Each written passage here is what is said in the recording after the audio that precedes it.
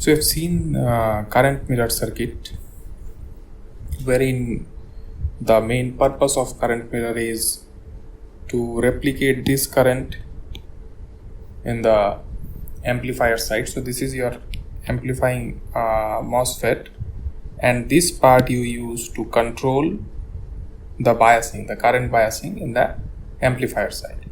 So these are the values of IDS, the equation that I have given, and I also have shown why this current source biasing is always preferred or is always provide an advantage, because the resistance associated with this, which is very high, directly goes to the output side, and hence it provides a higher output resistance, which is always desirable in this kind of circuits. So R0 is very high, so you expect this RCS value to be very high. If it is not very high, then it becomes dominant. It will shunt the output current. So that is the output. That is why the current source biasing is advantageous. Then I have shown you the different equations related to the current mirror, and finally we have got that the ratio of this IDS2 and IDS1 depends on the dimensions or W and L values of those MOSFETs. So if you can change the ratio of W by L in the M2 MOSFET, then you can get the IDS2 value accordingly. So I also have said this provides a control to multiple transistor connected in a same fashion. So this provides a single control to different MOSFETs simultaneously. Just by changing W by L value, you can also change the amount of IDS2. Now how do we change W by L value? This depends on the MOSFET that you choose. So if you have a MOSFET which is higher W by L, you will get a higher biasing current in this case. Okay. So now let us go to the different amplifier circuits based on MOSFETs. So typically we have three different types: NMOS, PMOS and CMOS. So these types are dependent on the kind of MOSFET you are using in the circuit. So these are the simplest representation of NMOS circuit. This one is the PMOS circuit, and this one is the CMOS circuit. So in the CMOS circuit you have P type and N type both. So here for P type we use this dot in the gate terminal which shows it's a P type. So in PMOS also you'll see there is a dot. So if you see a dot attached to this gate terminal, that means it's a PMOS. So this is one of the representations. There are others I have shown previously as well. Okay, so these are the basic types of MOS amplifiers. Apart from this, you'll find there are some types as shown here wherein people use NMOS saturated load or PMOS saturated load. Now they replace this resistor with a NMOS saturated load. So what they do, they connect the drain and gate. They connect the drain and gate and make it a resistor like component. Now when you connect a drain and gate, what happens? Any MOSFET will go to the saturation. Now once it is in saturation, what kind of output resistance it provides? Very high, because if you saw the characteristics, it's like saturation, right? So the slope, we already have seen the output resistance, right? It's generally very high. If it is parallel to this x-axis, it is infinite, but in practice it is not parallel, so generally you get a very high resistance. So other than putting a resistance over here, they put either PMOS saturated load or NMOS saturated load depending on what kind of amplifier they are using. Now what is the advantage of this technique? One of the advantages is, if you put resistance, I mean, ultimately the circuit has to be implemented in a IC, right? Now in an IC, area is a major concern. Now if you put a resistance directly, the area it takes is very high. However, for MOS it is very less, right? So one resistor in IC may take area of say 15-20 MOS or maybe even more MOS devices. So why should we lose the area just to provide this resistance if we have a technique through which we can provide the resistance using MOS itself? Apart from this, if you use MOS, for example, say if I can control this gate voltage, so let me draw it like this just to make. So what I'll do is, for example, say here, this is your MOS. You have VDD over here, you have VG over here, or VGG maybe here, and then you have the circuit. So if you can control this VGG, you can change the resistance of this MOS. Sorry, there should be, it's like this, okay? It's like this. So this is NMOS, and if you control the voltage of VGG, you can actually control the resistance provided by this MOS. So for example, what is the condition for this to be in linear mode? VGS minus VT should be less than VD, right? So you can control this voltage. If you satisfy this condition, then this MOSFET will provide low resistance, right? Because in linear region, if you see the plot, in linear or triode region, the slope is very high, so your resistance is very low, right? Now say you have a capacitive load connected here, and here is your VDD. If this resistance is low, you will have a higher current flowing through this. What does that mean? This capacitor will charge faster. That means your switching will become faster. Charge discharge cycle will become faster. So in analog we generally do this. In analog we use a higher RD value mostly, but in digital people use this. So just by controlling VGG, and if you make VGG equal to VDD, that means if you short it, it's higher resistance. Now higher resistance is required in analog. That is what we do. We'll see in a few moments. So then this VGS minus VT will always be greater than VDS, right? So it will go to the saturation. So this way we can control this biasing resistance, and this will provide much more control over a fixed resistance. However, when we do one circuit analysis, we put resistances, otherwise it will become very complicated, okay? But in practice, in the chip, people use this type of loads, NMOS saturation load or PMOS saturation load. And there is another circuit wherein you'll see that people use a depletion mode, NMOS or PMOS in the place of RD. So what is the extra thing you get here? Even at 0 VG value, you have the current, right? So just to turn this device off, you need a negative VG value, VT value, right? So this type of different biasing generally we'll see that are used in MOS amplifiers, okay?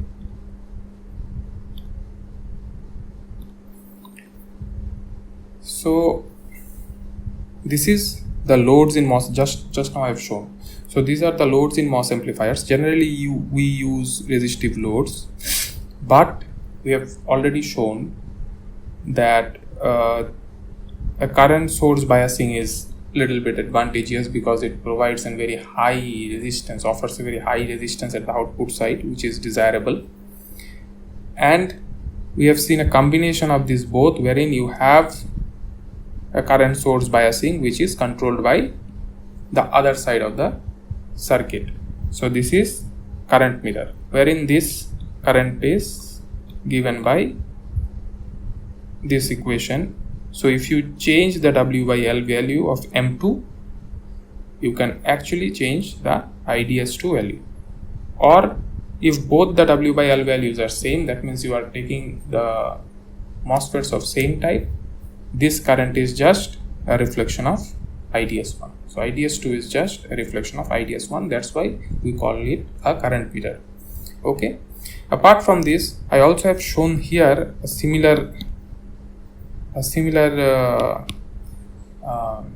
biasing. We also call it a diode connected load. So in this case, I already have said if drain and gate is short circuited, the device is in saturation. Now in saturation, you have a equation for IDS, which is beta dash W by L VGS minus VT whole square 1 plus lambda VDS. Now in this case, if you take, in this case you can see that your VGS, VDS and VDD is equal, which is quite evident. And if you take del IDS by del VDS, you will find the value is beta VGS minus VT whole square into lambda, which is a constant. Everything over here is constant. VGS you have fixed already, VT is fixed for a device until unless you put an substrate bias. Let us consider this is not there.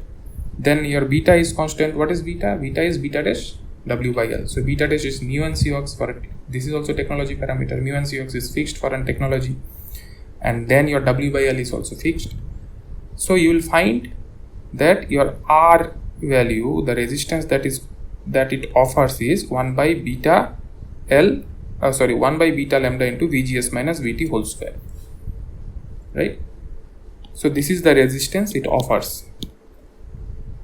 So that is, I'm just showing how you calculate the resistance when you put on this type of a diode connected load or NMOS saturated load.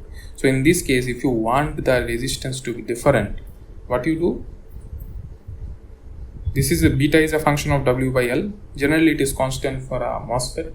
So you change the MOSFET and put a new one where this W by L value is different. So you will get a different resistance. Different output resistance or whatever resistance it offers. Right? Whatever is not output resistance.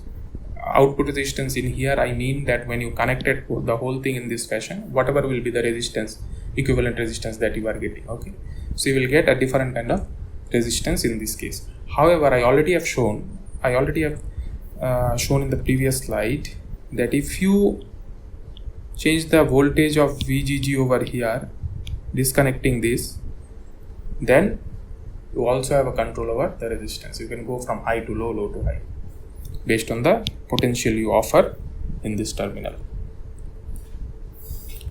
Okay. Then we also have different categories of amplifier based on the circuit. So we have common source, common gate and common drain amplifiers. So these circuits, when I say common source, your source is common. If I draw roughly the circuit, equivalent circuit, then for common source, your source is common for input and output. For common gate, your gate is common for input and output. For common drain, your drain is common for input and output, and that's why they are named likewise. So all of them has their own advantages, disadvantages. Mostly we use common source amplifier because this is the only amplifier that offers gain. For example, if you use common gate, then source, if it is common gate,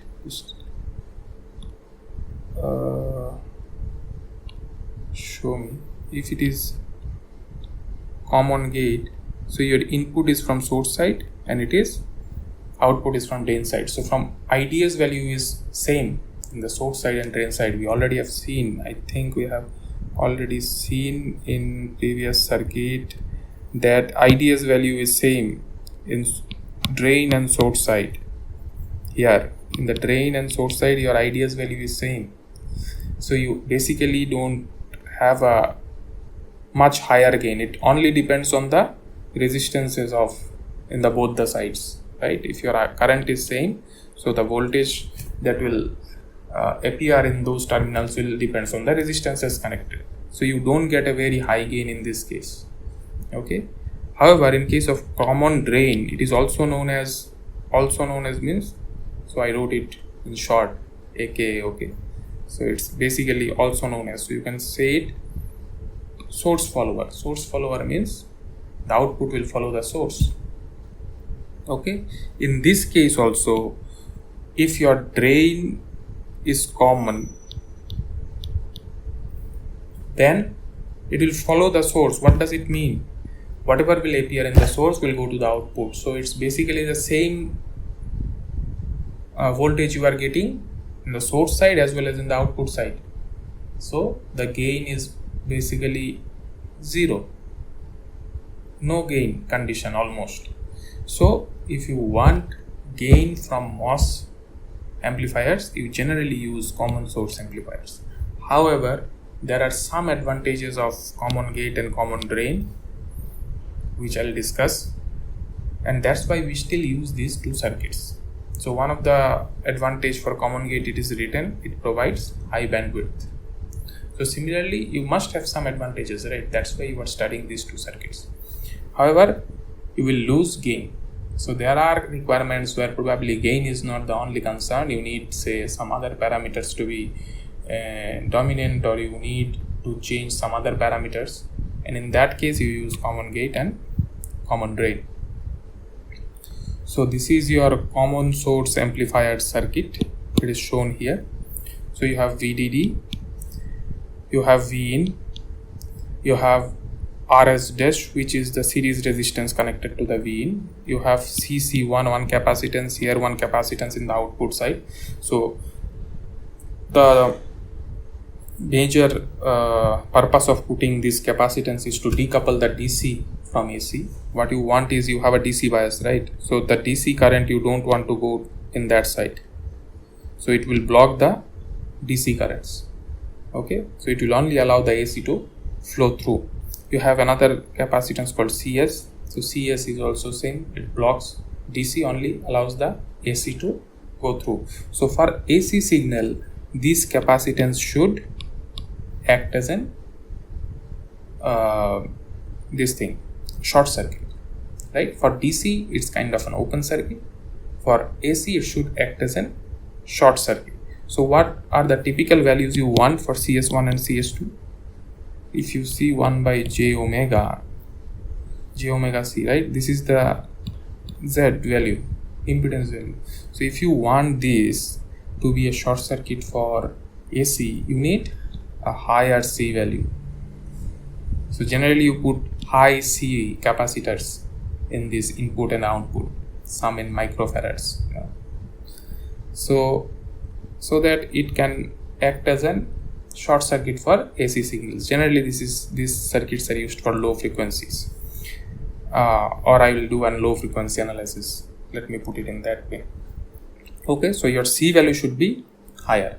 Anyways, for high frequencies, the impedance will anyway be less, right? Because it is also a function of omega. But for low frequency, you need a high value of C so that it acts as a short circuit.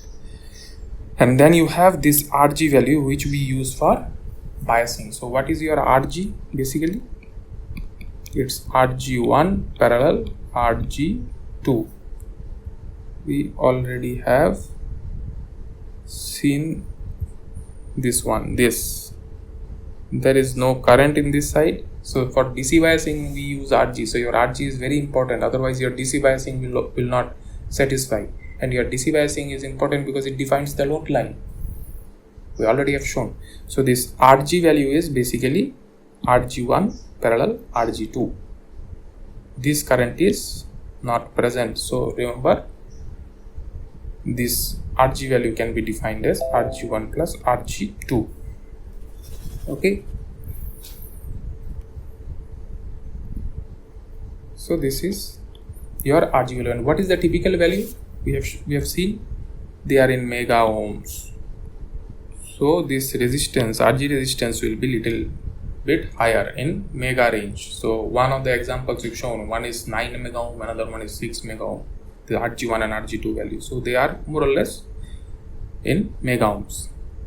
Now if you see the equivalent AC circuit in this side, you'll find you have V in, then you have RS, you have RG in the input side, and this is your VGS. And in the output side, this is your current source GMVS. You have output resistance R0, then you have RD and RL. This is RD, which will appear in the output side, I said previously also why it is appearing in the output side. And then you have RL value. RL is your external resistance, what you put. So it's your load resistance. We call it load resistance. That's why RL. Now if you calculate the VGS value from here, you'll find your VGS is nothing but, this is a voltage divider, right? We can use voltage divider equation in order to figure out what is your VGS value. So your VGS will be RG divided by RG plus RS1 into Vin. So for RG much higher than RS, generally the RS value, the series resistance are in ohms, and RG we already have said it is in mega ohm. So your VGS value will be more or less equal to Vin. So we can neglect this RS dash because it's very less. So we can neglect, this two will cancel out. So we'll left with Vin. So your VGS is basically whatever is Vin is reflecting here in the VGS side. Then your V0 in the output side, it is, this is the current, right? Current, and these three are in parallel. So this is current into resistance is your voltage. So this is current into resistance. All three are in parallel. So replace VGS with Vin as we have calculated previously, and then you will get the total gain AV is equal to V0 by Vin, which is minus GM R0, RD and RL all in parallel. So it depends on the load resistance that you put the value of RD as well. Generally R0 is very high and these are comparatively low. So these resistances are, so you can neglect R0 value because they are in parallel. In parallel circuit, which resistance dominates? Whichever is lower will dominate because most of the current will flow through this. As your R0 value in this case is very high, more or less you can neglect this, although it depends on what RL value you put and what is your RD value, but this is what the condition is. Okay. So another important term is your input impedance and output impedance. Your input impedance from the circuit itself, it is evident. From input side, your impedance is, this is the only resistance that is appearing. So your input impedance is equal to RG. However, from the output side, when I say output side, you don't consider RL value. Okay. So your this thing is output impedance will be R0 and RD in parallel. In fact, you should not consider this RD value as well because these two you externally input. So the intrinsic output resistance is R0 that we have calculated previously, but in circuit case we are just neglecting the load resistance because load you can put anything. However, as a designer you know what is your RD value. So output impedance is R0 parallel RD. So generally when we calculate this input and output resistances, what we do, we short circuit the voltage in one side. Say you want output resistance to calculate, so you short circuit the resistances in input side. This is your circuit, say. Okay, you short circuit your voltage source in input side, or if there is any independent current source, you open it, and then you apply a voltage Vx, calculate the current Ix flowing through this, and your apply V equal to IR. So V by R, Vx by Ix will be your output resistance. Similarly, when you want the same thing to calculate from the input side, you short circuit the voltage sources and current, open the independent current sources in the output side, and then apply a voltage Vx from the input side and calculate the current Ix. Again you have, so this time this is not there, so you will get again V equal to IR, so R will be V by I. So this is the general method that we use for analysis, but this is quite evident from the circuit itself, so there is no point in complicating the whole situation. So from the circuit itself this time it is very evident that from input side you only have Rg, from output side you have these two resistances in parallel, so you have input and output resistances. Okay, now in previous case we have considered that Rs is much less than Rg. Now what if this is not true, say your Rs and Rg are more or less same, then just this term will appear here. Why? Because your V in will be VGS by this, so ultimately in this calculation here you will get this Rg by Rg plus Rs delta. That's it, right? This is a simple algebra you can do by yourself and see that this term will appear in here. This is the most accurate value of AV. However, if Rs is very low, there is no point in complicating again the calculation. You can neglect this term.